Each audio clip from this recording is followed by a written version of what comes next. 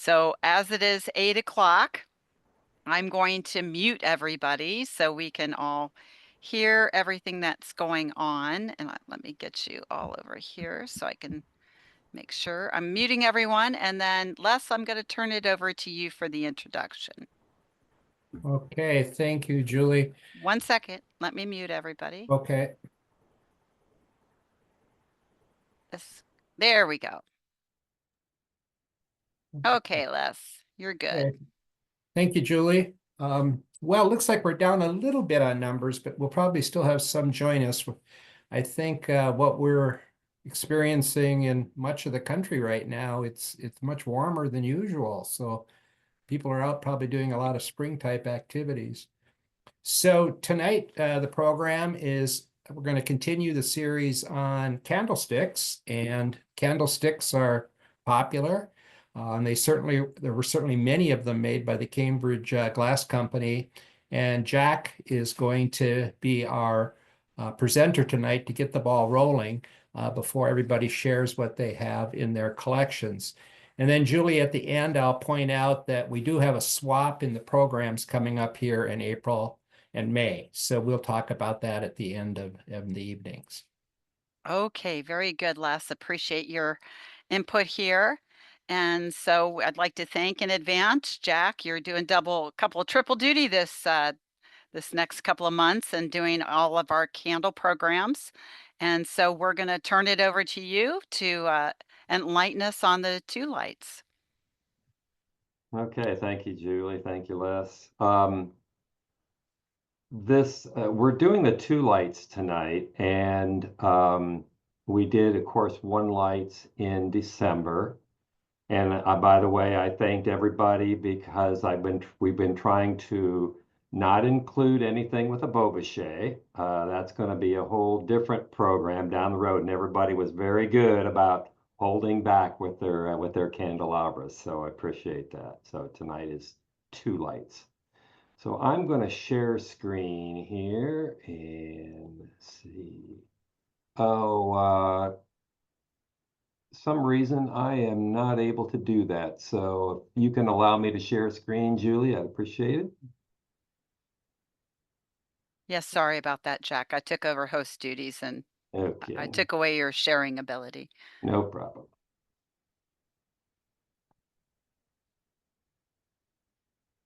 Okay.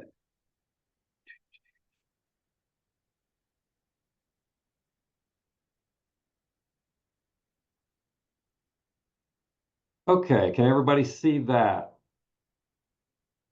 Okay, great. Yes. All right. Um, well, just a really quick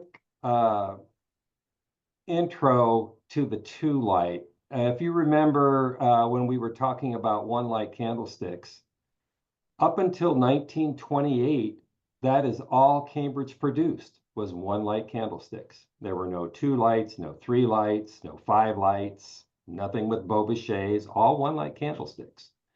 And in 1928, all of a sudden, they introduced some three light candlesticks. And then in 1929, what I consider really a momentous occasion, they introduced the keyhole. And the keyhole two light was actually, they introduced the three light first in 1928. In 1929, it doesn't show up in the catalog, but in the 1929 price list, they actually wrote in 647 candlestick. So it was being offered in 1929. Let me get this out of the way. So what I wanted just to show here, because this was such an iconic design for Cambridge. The actual keyhole patent itself was done in April, or granted in April of 1929.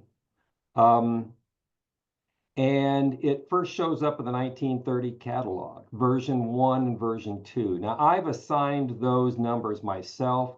Both those candlesticks show up in the 1930 part of the catalog. The one in the upper left shows up first. I'm assuming that was probably introduced first, because what they did is they just took the 3 light and they took the candle cup off the very top in the center and just removed it. And that's what made the 2 light to start with. And you find they only produced those for what looks like maybe a year. It has the decagon base. And that version 2, they added that little design up on the top, and it shows up with a bunch of what they call console sets. So they'd have a pair of candlesticks along with a bowl in that 1930 catalog. And that's the last time we see those. And you only see these things in maybe amber and light emerald, and some of the early etches such as Apple Blossom and Gloria. And then in 1931, the one in the lower left, which you see quite a bit, it still has the decagon base, but they added that finial at the top and the center, which is so common in what we see so often today. And then lastly, that they made that what we best we can tell until mid-30s, and then they changed to the round base from the decagon base. The rest of the candlestick was the same, and that continued all the way through the end of the company, even through the reopening period. So just to give you an idea of why this candlestick was so important, first of all, it was known in 16 different colors. How's that for starters? 23 different etchings. It was offered, I won't say it's known on, but it's offered on at least 72 different rock crystal engravings or cuttings.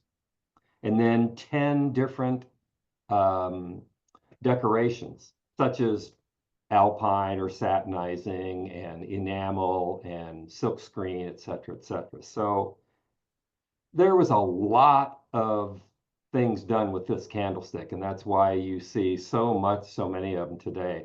It was funny hearing some of you talk about that. You might have 1 or 2 in your collection. Well, it's very doubtful that anybody doesn't have at least 1 somewhere around in their collection. They were that prolific. But they did some really neat things with them. And as such, it was an accessory item in a number of lines. In the 3400 line, but also the Caprice line, the Martha line, and the Seashell line. So they tried to market it wherever they could, and they did a pretty good job of it. So let's move on and let's see some stuff here. This is the first one, and this is the version 3. So this has that little finial on the top, and this is rock crystal engraved 611 on the decagon base. And I wanted to show this because when Cambridge cut this a lot, this candlestick, and when they did so, they most often what we call zippered the face of the candlestick. So not only do they have the majority of the design on the base, but all around the face on both sides, that what we like to call zippering, but they just cut these little tiny notches all over the place, around the rim, around below the candle cups, et cetera, et cetera. And it's really a beautiful, beautiful treatment that they did on that. And then we go to version 4, which is the round base. And these are royal blue, etched wildflower, golden crusted.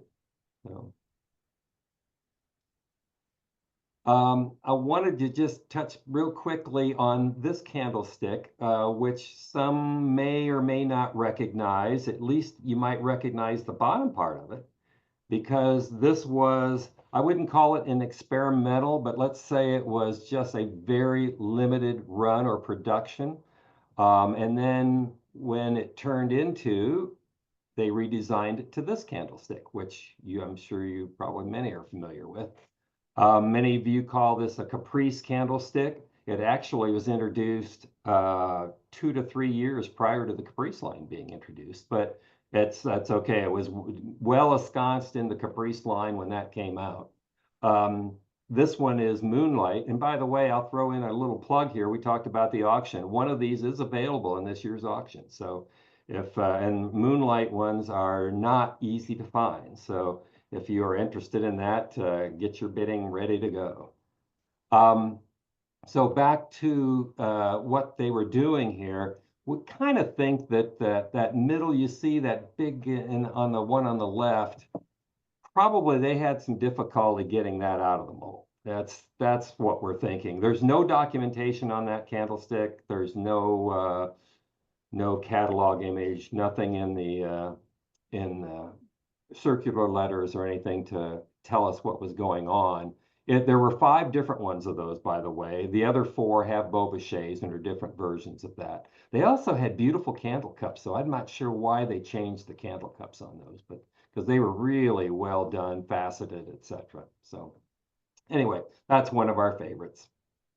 Now we're getting into the more early 30s. The tally-ho line was introduced. Most people don't realize this was actually a tally-ho candlestick. It just kind of looks Art Deco-ish. It's really cool. They only produced it for not much longer than a year, and then they redesigned it into something else. But this also was a Beauboucher version of it too. But I just think that's a really cool candlestick. And when I say they redesigned it into something else, this was actually the 3rd redesign. There's a pristine candlestick that was in between these two. And this then became the Virginian 2-light candlestick. And it was, again, only produced for a very short period of time. So, yep. I'm going to backtrack just real quickly because when the 3500 Gadroon line was introduced in 33, they introduced the ram's head design and on candlesticks, on bowls, etc. And the 2-light candlestick had a ram's head in the middle. These are etched Elaine and gold encrusted. They did not make this candlestick for very long either. It must not have been a good seller at all, because they later changed it to one that you may recognize as having a cornucopia in the middle instead of the ram's head.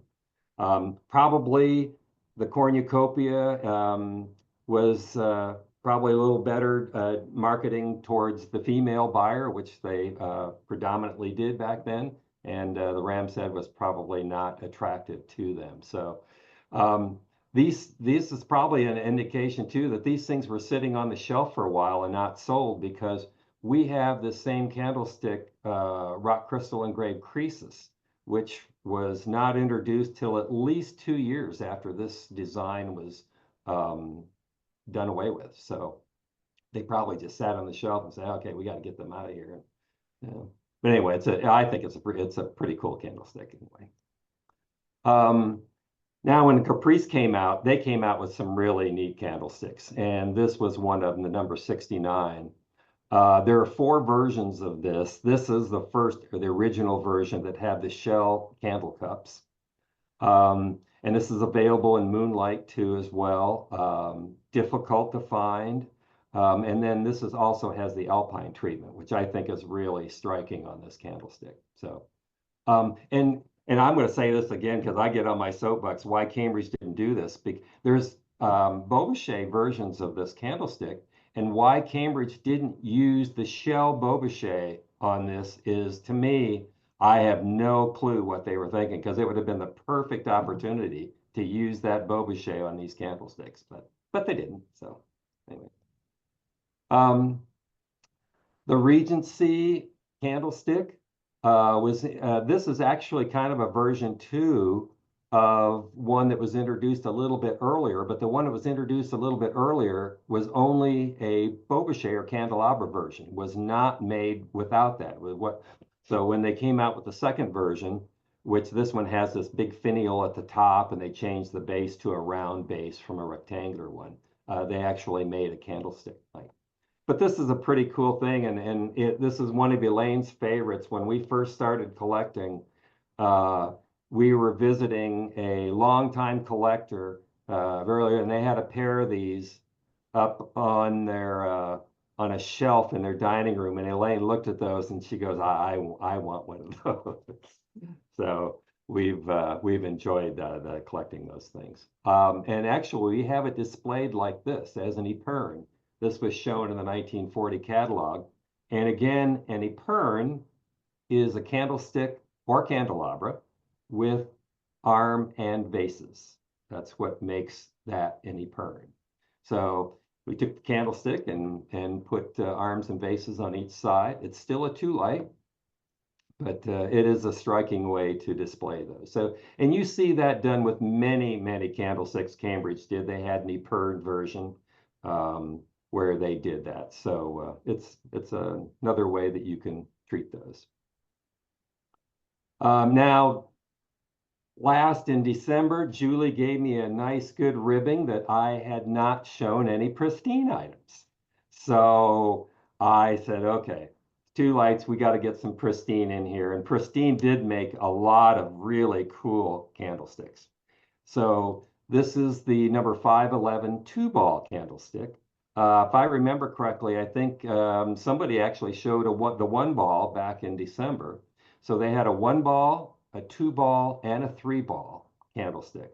The 1-balls are fairly easy to find. The 2-ball and the 3-ball are very difficult to find. So, but it definitely is has the pristine look to it. Another pristine candlestick is the 502. This is a candlestick that they cut with some very nice designs on it. This one is rock crystal engraved Broadmoor.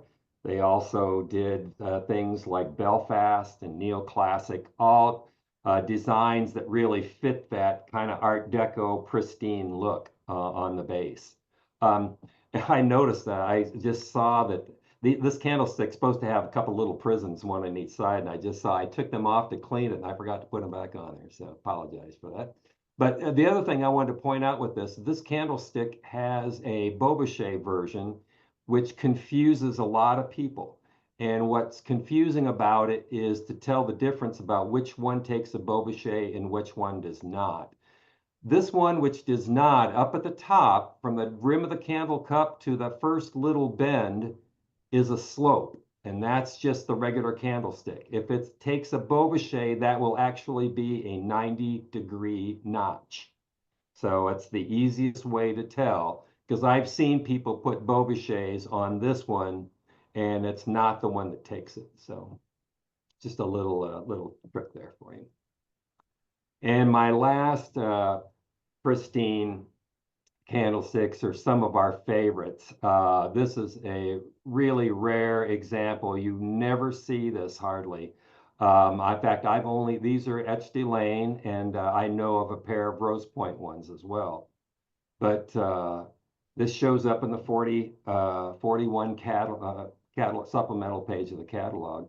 And it's a much heavier bulkier candlestick than what it might look like. When we first saw them in person, it's like, oh, so because I'd never seen one until these. So, but it's a pretty neat design. We've had people say that they would have never thought those were Cambridge if they didn't have a Cambridge design on them. In this case, the Elaine etch. So, starting to get towards the end here in the 40s. We saw the Epergne. And what that is, taking a candlestick with a base and arms. The Epernette is taking a candlestick or candelabra and adding just a base, so no arms. And that's the distinction. That's what makes it an Epernette. Cambridge marketed 4 of these. This is the only one that they marketed without Beaubochets. And there's 2 ways that they did it. You'll notice this vase that sits in the middle there is the same number 78 that they used as a hurricane. You've seen that in a number of different etches, etc., that they made the hurricane out of. But in the hurricane, it's got a hole in the bottom, of course, because you've got a candle in there, and so it's got to be able to sit in the candle oil. But in this case, that vase has a solid bottom, and those are difficult to find. So, and that's what they used. And there's another version that they did, which is kind of like a rose bowl. It's like a little 4-inch round bowl that they would stick in the middle too, is another way that they did that. So that's an Epernette. Here is Arcadia 2-light candlesticks. And these were really, really, I think, striking. Cambridge marketed these as ice crystal. And I think we talked about that when we did the one lights, because they made a pair of one lights too. So, but just different for Cambridge.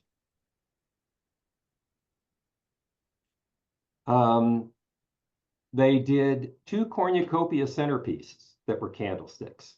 They did a large one and one that they called the small cornucopia centerpiece. It was just a little smaller. And this is the large one. And it is a hunk of glass. It is a heavy piece of glass. There's no doubt about it. Here's a good, another shameless plug. There is the small one in the auction this Saturday. So, and they don't come around all that often. So if any of you are interested in this, it's really a cool thing. A lot of people use it to decorate. Elaine does it in Thanksgiving, and, and putting little pumpkins around and stuff like that on the centerpiece. So it really does make a nice decorating effect there. So. And then also in the 1940s, actually it was a 41 supplemental page, they came up with a 72 candlestick. And it was introduced 2 ways, interestingly enough. One as a caprice candlestick, and then secondly, as not a caprice candlestick. I don't know how else to put it, but it was etched, it was cut, it had different treatments on it. And we don't know much about that because it shows up in the supplemental pages, and we have no price list, no any information about it whatsoever. So these are a pair that happen to be etched to Lane. There's a Beauboucher version of this as well. It was then redesigned only a few years later to be the number 3972 candlestick. And this was produced a lot more, it seemed to me, a lot more frequently than that earlier version was. They cut this candlestick a lot. This one is rock crystal engraved granada, which is kind of a neat design on there. This thing's known in the colors of mandarin gold, moonlight, smoke. And I wouldn't be surprised, and maybe some of you know, I've never seen it in dark emerald or pink. I don't know if anybody else has or not. I wouldn't be surprised because it's that era. So, and then the last pair of 2 light candlesticks that Cambridge introduced that was a brand new design is the Sonata 2 light candlestick, introduced in the reopening period. These are, I would consider these very rare to find. They don't look at anything hardly like the one light. In fact, I think I put a slide in here. Yeah, I did, showing it next to the one light, which you see not all that often. In fact, more often in Carmen than actually crystal. But so that's the one light, and then the 2 light next to it. The only thing they kind of have in common is they're kind of oval shaped, and Sonata was nicknamed the oval line again. So, but that's the last new design that Cambridge came up with a candlestick on it. So anyway, I'm looking forward to seeing what everybody has to show. And if anybody has any questions, I will, let me get this out of here. And Jack, I have a question, but I need your slide. Can you go back to that royal blue wildflower candlestick? yeah, right there. Yeah. So Jack, I've got the question about the fact that the little holes on the sides. I'm glad you mentioned that. I was going to mention that and I forgot. That shows up in version 4. If you look in this version 3, they don't have the holes in the little sides there.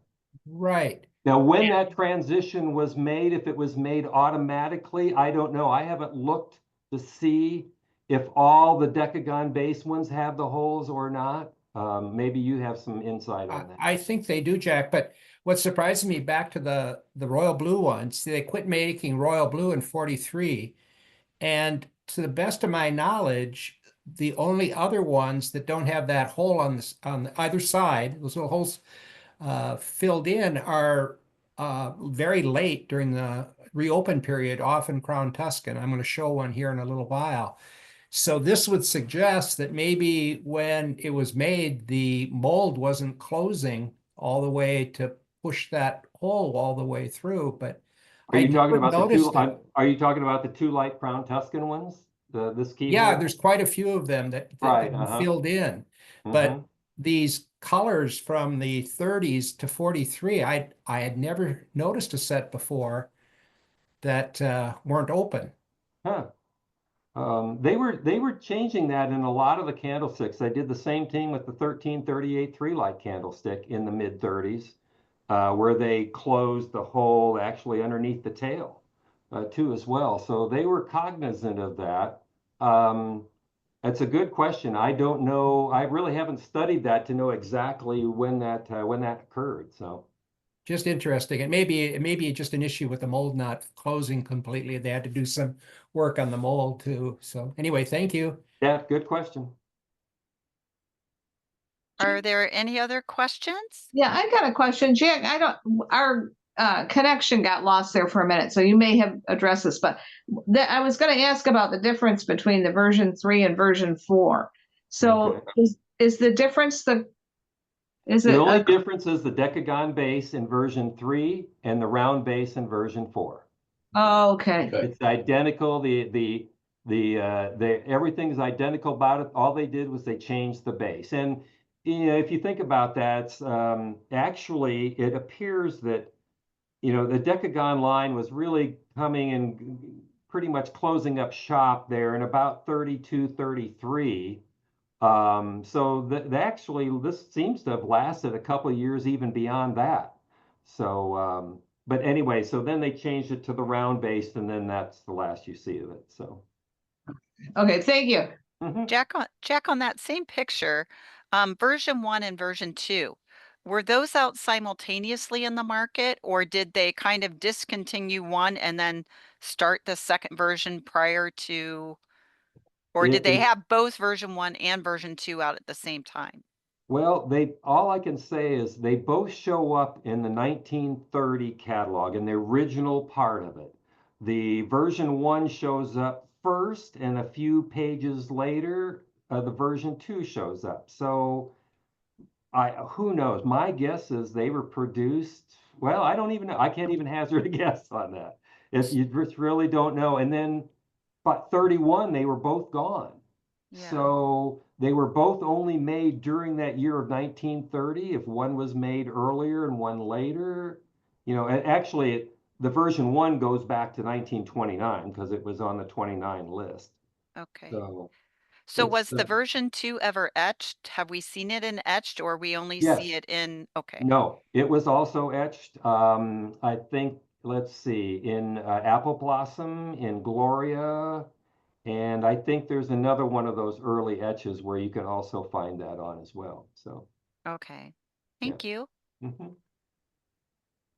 And thank you for including the pristine. Yes, I thought you'd like that. So. Well, I always saw the pristine. You don't see it in all the patterns. Chantilly has a lot of pristine pieces, so I have some of those candlesticks in Chantilly, but you don't see them in maybe some of the other etchings. So I'm always interested to see what comes out in pristine sometimes. Any other questions?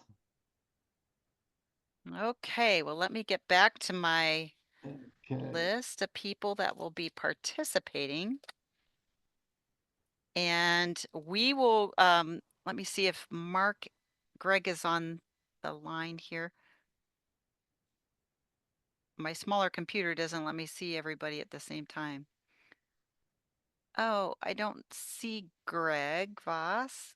Greg, are you here? I do not see him. We'll put him last. So we'll start with Gwinnell and we'll put Jeff on deck, please. Well, Jack showed some of the Caprice, but I saw some others too. They were really nice. I've got the 69, the first version in the Alpine with the moonlight. And then I've got the third version where they changed the base as well as the cups and the center.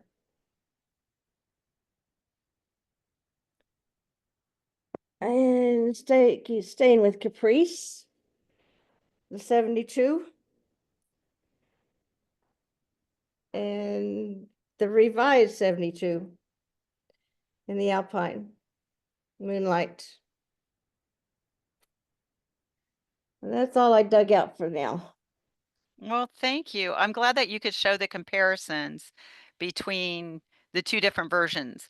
Could you show those last two just up again, just so we can see the differences again, since they're right next to one another? It's very nice to show us the difference in the candle cup. So it's, to me, it's a very, very different candle cup than Mhm, the original one. So very interesting. Well, thank you so much. exactly. It's always a pleasure to see your Caprice collection. So thank you, Gwinnell. You're welcome. Next, we'll move on to Jeff, and we will put Wendy on deck, please. Hello, everybody. Good to see everyone. To start out, I have the version 4 etched in Elaine. Of course, all of mine are etched Elaine. And this one, which I think is one of the coolest candlesticks out there, etched Elaine, of course. I'm not sure what they call it right offhand. And this one, Mhm, also etched Elaine. What do they call Martha? That one's the Martha blank. mhm. And this one here, which Jack had talked about, it's the cornucopia on it. If you can get a pretty good look at that, Mhm. etched Lane. And that's it all I got out today too. Well, thank you, Jeff. So Jack, thank what's you. the name of the blank that he showed? The first one. The one that was his favorite, he said, Yes. that's the Virginian. I think that's the 512. That's the Virginian 2-light candlestick. So, This one, yep, that's not easy to find. Hmm. it's cool. Yeah, it is It's cool. magnifying glass, you know. Yeah. And you were right. The other one was Martha. And that third one you showed that had the cornucopia in the middle, that was actually the third version of that. Yours has the notched arms on it, and that's the version 3. So And Cool. just to comment on the Martha that he showed, maybe I should wait till the end, but Martha also comes with a silver base. Many times you see just the plain with then a silver base on the bottom. Not it has basically it's very weighted and sterling. So we see that often. Well, thank you, Jeff. Appreciate that, and glad that you could show us some Elaine. So next we're going to go to Wendy, and then we'll put Mary and Jeff on deck, please. Okay, I heard your comments in the beginning about Bobichets. Does this make this illegal to show this at this time? No. No? Oh, okay. Okay, so this is the 1441 two-light candelabra, but I do not have Bobichets for it, even though they have the locks for them on it. It's just the candlestick.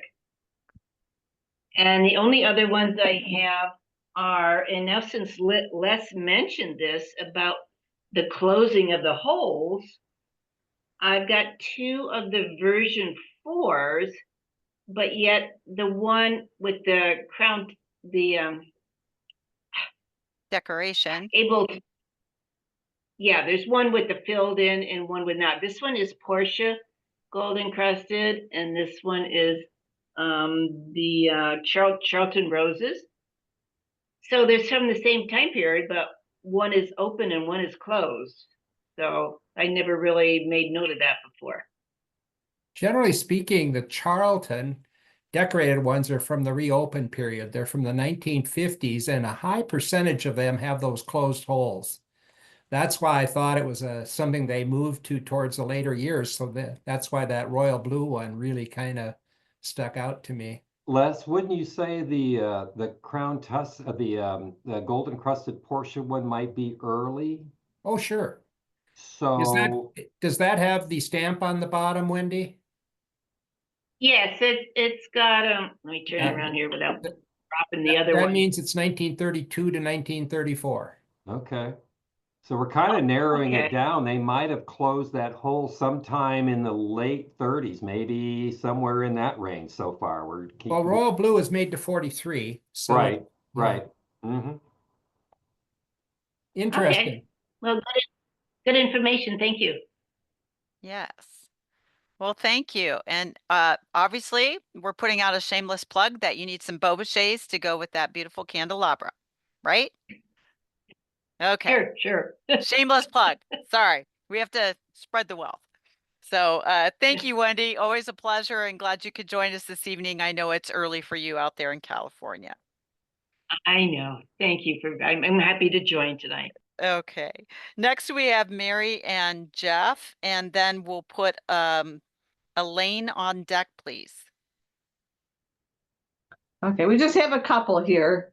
So this is the keyhole version 4, and Carmen really wanted to find something like this for the Carmen for Christmas time, and we were in a shop and they had it as a console set with but the bowl was New Martinsville, so we kept the candlesticks, and the other one I had was the Caprice, the blue moonlight blue, which Gwinnell already showed, so I won't bring that up. And then the only other one is the Mount Vernon. I think this is such a cool pattern. Just reminds me of a Yes. golf ball.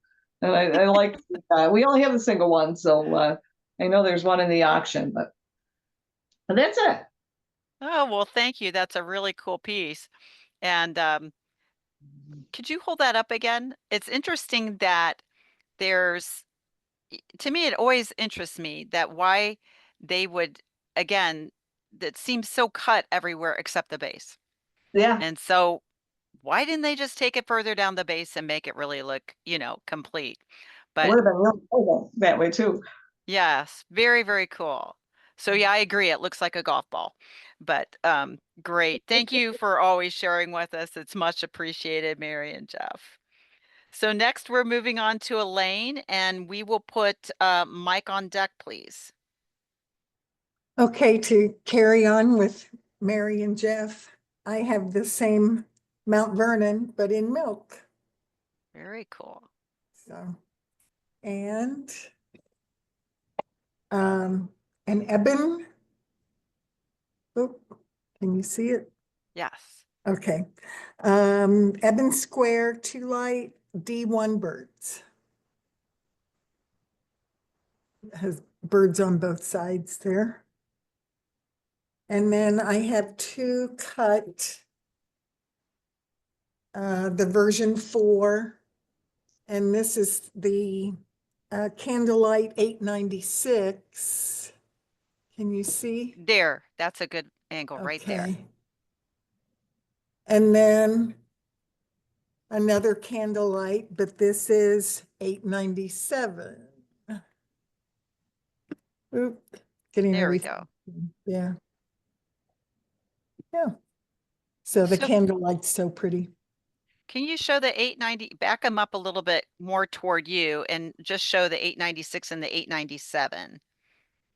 Oh, Do I okay. need to let me get out of, if I can Yeah. get myself out of the way. I So was for just it's anybody nice to, that's wondering, there's 2 different cuttings. for yes, Candlelight. yes. Mhm. One is more ornate and one's a little simpler. It looks like a radiation, like radiating on the one side. And as you On said, this it's a little more elaborate on the other one. side. Mhm. Well, thank you. Yeah, thank Always, you. always great. It's always interesting to me that you hear these numbers, but you don't always see just the little nuances and the differences. They're still cut candlelight, but they're slightly different. So thank you for showing those wonderful examples. Very much appreciated. Next, we're on to Mike, and we will put Les on deck, please. Thank you, Julie. Jack is disqualified. Between Jack and Elaine, they disqualified 2 of my pieces. So I've got one that I'm just gonna keep piling on until he throws a penalty. I got a fish candlestick. And I don't know much about it. Jack, does this have a number? It's part of the seashell line. Okay, but no number? Okay. Yeah, it does, but I don't know what that is, so. Uh-oh. Here's one. This one's amethyst.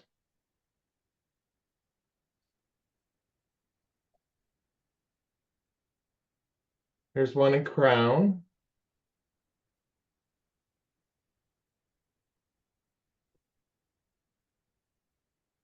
There's a frosted one.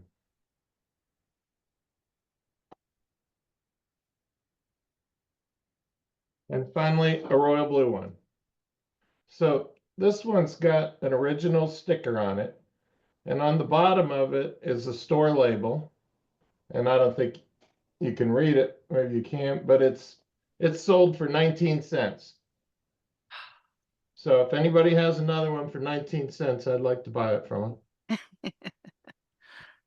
You know, Since you Mike, asked Mike, the number is the seashell 67 candlestick. That's what that is. So. Okay, well, I wanted to get you after you shamelessly showed those royal blue wildflower sticks. And Jack. Mike, since you only have one, I'll give you a quarter. Okay, thank you. I really think you should start naming it as species of fish. You know, like this is trout 1, trout 2, trout 3, something along those lines, Mike. And I guess I'm only going to flash this one. This candles, these are the 3 cuttings that you see rock crystal on mostly. Is this number 72? Is that right, Jack? That's correct. Okay, so you see cuttings on this. What's the cutting? That was laurel wreath. Oh. And Elaine stole my thunder on this one. This was the but you see this stick cut quite a bit. And then the other one was totally disqualified. So I want to make Wendy feel better because I'm gonna, but this pristine stick, you see that cut all the time too. So, and here's one I didn't see, Jack, so I had to run down and get this one. This one's pretty wild. I think this is Virginian. Mm-hmm. Is that right? I didn't see one of those tonight. And then I'll fuel some more controversy. Here's a Windsor number 4 that's filled in. And Windsor was done in what, 33 less? 1937. 37. So that's all I got. So now we've created havoc because we have 37 that are filled in, 43 that are open. Okay, it sounds like we're gonna have to go back to the books, guys, and see if we can't solve this mystery. No, Well, the Windsor one- actually, Julie, we're getting this narrowed down pretty well. Maybe it might be like 36, 37 to 43 might be the period where they filled it in. So Because the Windsor stick was only 1 year. Yeah, So I'm done. interesting. Okay, well, thank you, Mike. Appreciate it. And you'll have to put your fish back in the tank now.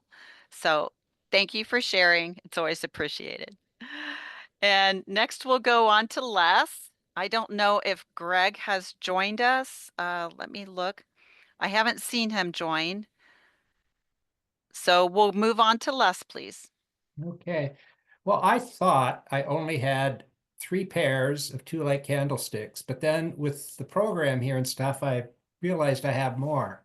So, Mike, I've also got these in royal blue and a pair of them in amethyst and crown Tuscan with gold trim. Now, these are part of the seashell line, and they're not hard to find at all in crown Tuscan, but they're very hard to find in these other colors. The royal blue, the amethyst, amber, and forest green, for example. They're just really hard to find. This one is royal blue. I got a pair of them. So I forgot I had those. Got Les, those. have you seen forest green? Oh, they certainly made it. But you haven't seen one, have you? No, I haven't. 'Cause They're just all very hard to find. Yeah, it seems like over the years I've seen forest green, and something tells me, and I might be dreaming, but maybe a Carmen one. It should be made. I Yeah, think I may have, for that era, it should be made. Although the seashell line, there's not near as much in Carmen, Mike. So yeah, there's about 4 pieces they made. yeah, so it might be they didn't make it in Carmen, Just which faulty memory. which needed to be reheated. So I have the ebony Everglade 2-light candlestick. To me, these candlesticks, the 2-light Everglade, must have been just a mess to get out of the molds, with all of those jagged edges and veins in the leaves and that type of thing. It's quite a striking candlestick.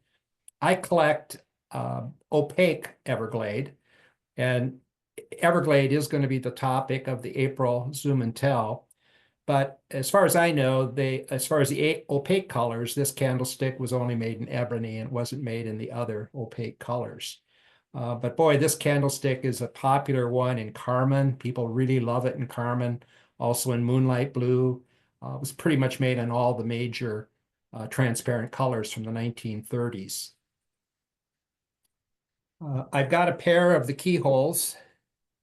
This one, very similar to the Portia one Wendy showed, only this one is gold encrusted Gloria. And boy, it's hard to find in Gloria. Gloria, it's amazing because Gloria wasn't introduced until something like 1931, and kind of, it appears, was out of production by 1935. So it never gained the popularity of Apple Blossom at the time. But I mean, among collectors today, there's a lot of us that really like Gloria. Now, this one does have the acid Crown Tuscan stamp on the bottom.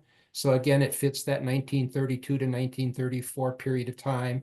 I do have a matching candlestick and a console bowl, also in Crown Tuscan with the gold encrusted Gloria. So Crown Tuscan was introduced in 32, so there's not a lot of Crown Tuscan that's gold encrusted Gloria. Another one from the keyhole, this has the round base, and this is Charlton decorated. As I mentioned earlier, almost all of the Charlton decorated Crown Tuscan, well, Charlton decorated Cambridge is from the 1950s, some from the late 40s. This has the filled in holes on the side, which is very typical. I think virtually all of the late Crown Tuscan keyhole candlesticks have those holes filled in on either side. Now this decoration, Lori Palmer in her Charlton book calls it green mist. This is the only pair of them, I believe, that have surfaced. These came from the Charlie Upton collection and are the ones that Lori Palmer has photographed in her book. And the green is really deep and heavy, and the gold on them is very nice as well. So unusual ones, and too bad they didn't make a lot more of them, because I think that decoration is just really nice, the coloration of this green mist. And then finally, Jack, thank you for jogging my memory on the Sonata candlestick, the two candlelight Sonata candlestick. For some reason, it kind of reminds me of mushrooms. I don't know. Wavy on top, very 50-ish in their appearance, and that's when they came out.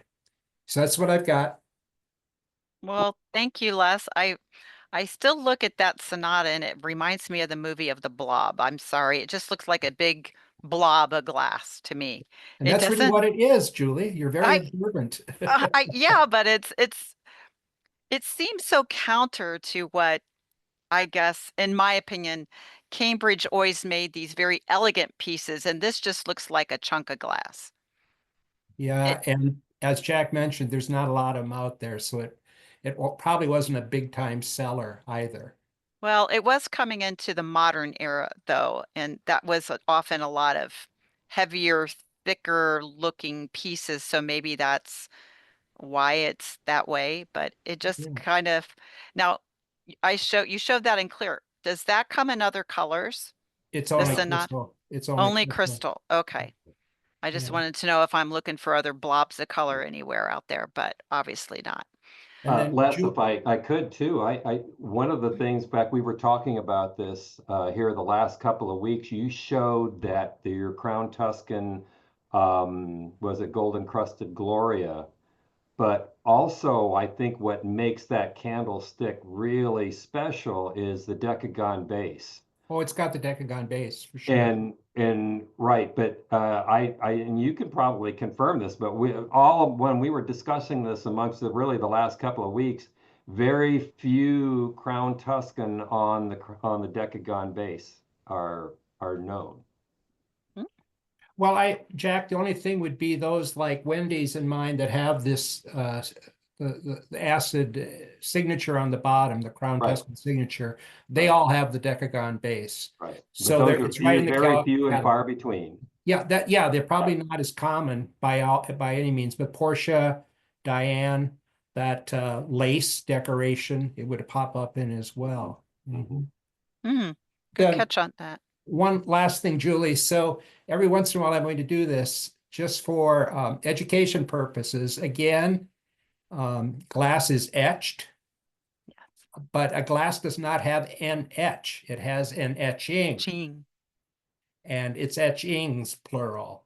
And if Dave Rankin, in Dave Rankin's memory, I keep bringing that up because he was really a stickler on that. There's no such thing as an etch. It's an etching. Etching. So I like to bring it up periodically so it doesn't get catchy among the group here. Well, Thank you, thank you, Julie. Les. Thank you, Julie. Thank you, Les. It's always good that we use, I say it all the time in my other groups. We must use proper terminology. It's always important. So with that, Julie, yes. I have a question for Les or Jack or whoever. On the Sonata pieces, being they're so heavy glass like that, is there a lot of air bubbles in those, or are they pretty crystal clear? There was no bubbles in this one, and I don't think in the other one either. Bubbles, Jeff, they had methods of controlling bubbles. And one of the agents is arsenic. They would add arsenic to glass to counteract bubbles. They called them seeds in the factory. And of course, the problem with arsenic, it can turn glass a green color. So then they'd have to add something to counteract the green color. So we've mentioned this before when we were talking the colors. The most difficult color of glass to make uniformly is actually crystal. And that's why so often crystal, if you get two pieces, you buy one and then you get a mate, you say, oh, they're just a slight different tint to these. And it's not necessarily a sun color because it was very hard to get crystal glass to be clear crystal without some type of tint in it. But arsenic wasn't the only agent that they added to remove bubbles or seeds, but it was one that they commonly used. And Okay. another thing for these glass workers, these ingredients that they were using in that factory before we knew the danger of a lot of those ingredients that were usually in powder form that were in the factory. It was before OSHA. Yes, definitely before OSHA. A lot of those ingredients we would not be seeing in glass anymore, I'm afraid. So with that, that's everyone that had told me they had glass to show. Greg, May I I do. show one? Yes, absolutely, Barbara. I was just going to open it up to see who had some other candles to show Not the us. same as everybody else, but mine is Rose Point. Excellent. Point. I also have one in Florida, and I've been trying to find it because I have pictures of Crown Tuscan with Rose Point on the bottom, a gold. And I have one here that I thought was Cambridge, but it's not. I can't find it anywhere. And I wondered if you experts know anything about this one. There you go. Hold it up for us. It has an etching on it that I thought was Portia because it's very similar, but it's not. Can you show the etching? How do I do that? Just I tilt think it. I think it's Duncan. Early American sandwich. It looks like Duncan. Duncan? Can you see the etching? No, hold it back toward you, Barbara. Okay. There you go. Okay, now tilt up. There we go.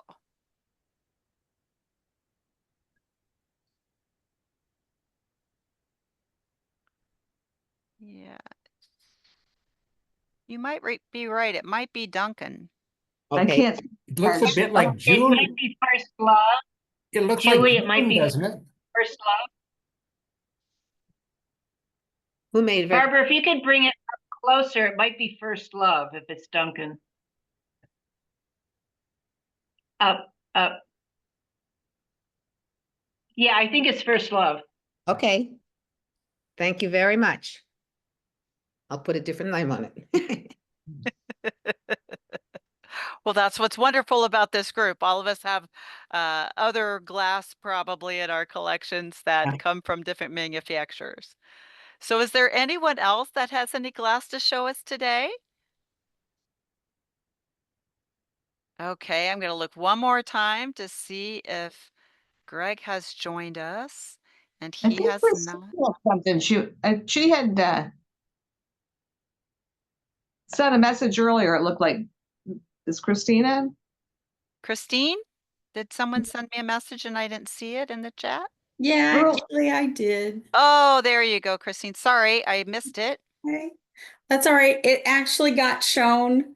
The only thing different, it's what Elaine showed. I have a pair. The only thing different is mine has a tag on it, and mine's a lot more expensive than yours, Mike. Mine was $4 a pair. So that's Oh, all I had to show.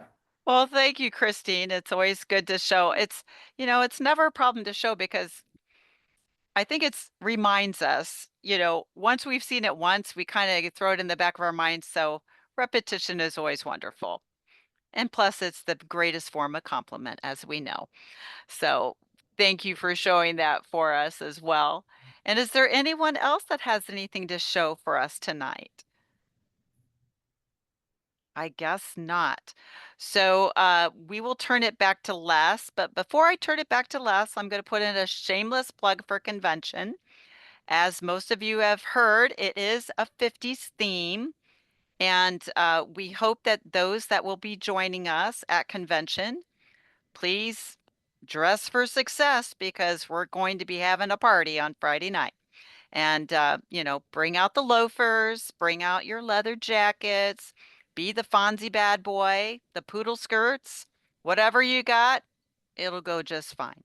So that's all I've got from the convention standpoint. And I'm going to turn it back to Les. Okay, thank you, Julie.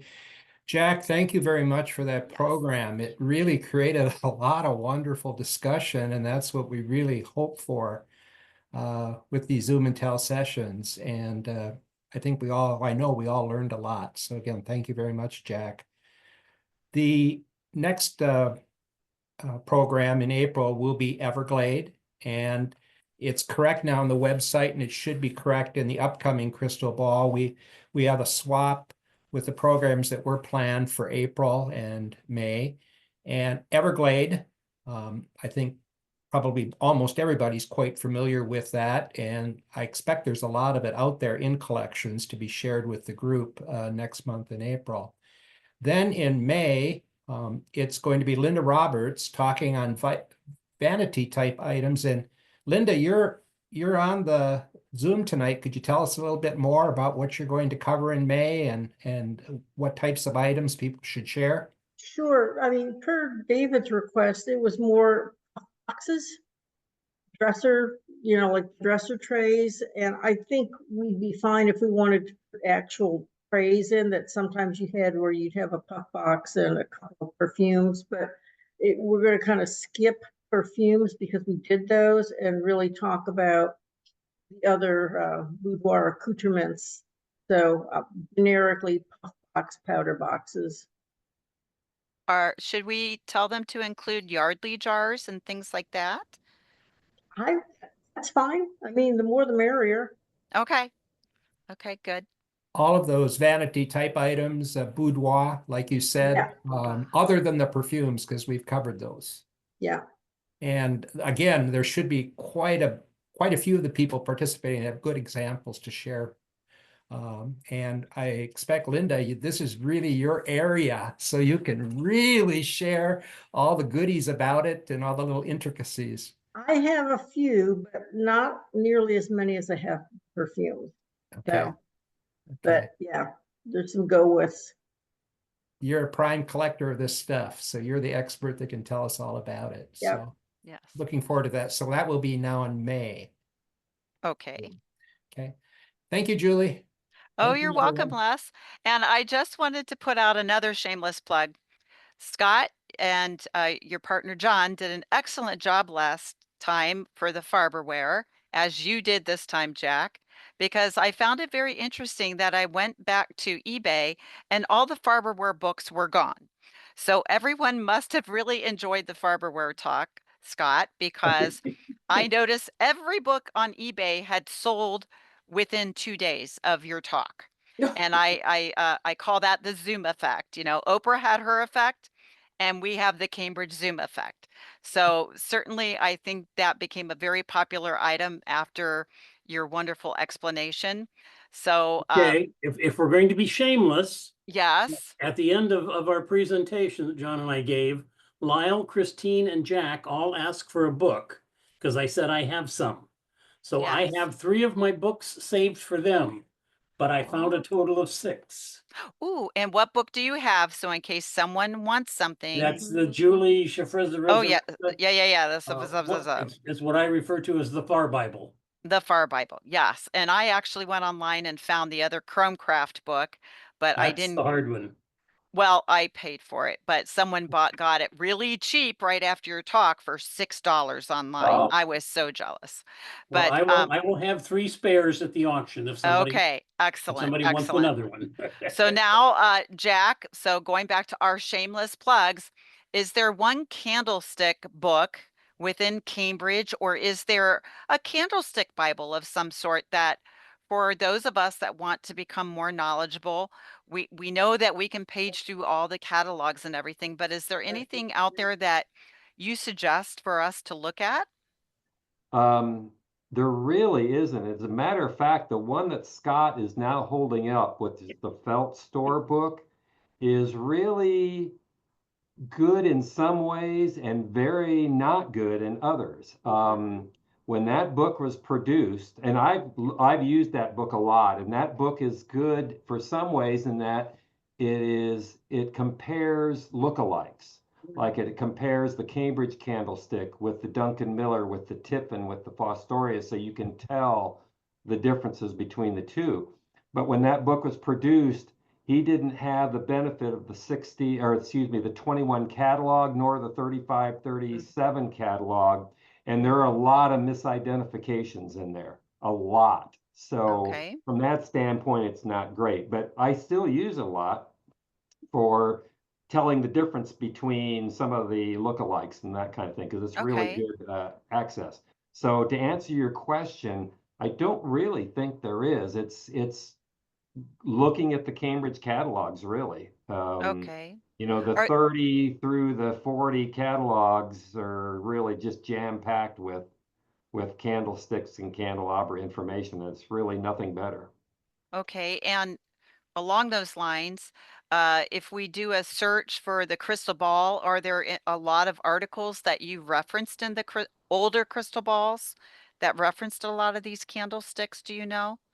There may be. I haven't really gone back and looked at those. So Okay, yeah. just a question. Yep. So I think it's always great, you know, we have opportunities to share. And I think it's also, we have other ways that we can learn more about glass as always. And I like to promote all of those different things. So I think it's important that we keep, you know, as my grandfather said, what do you know? And you got to learn something new every day. Because when I would see him, he goes, well, what did you learn today?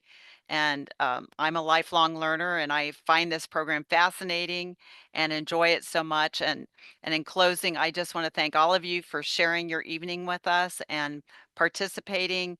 Again, thank you so much, Jack. You're a wealth of information when it comes to these candlesticks. And it's much appreciated the time and effort you put into your programs. The same with Les and everyone that has contributed this year.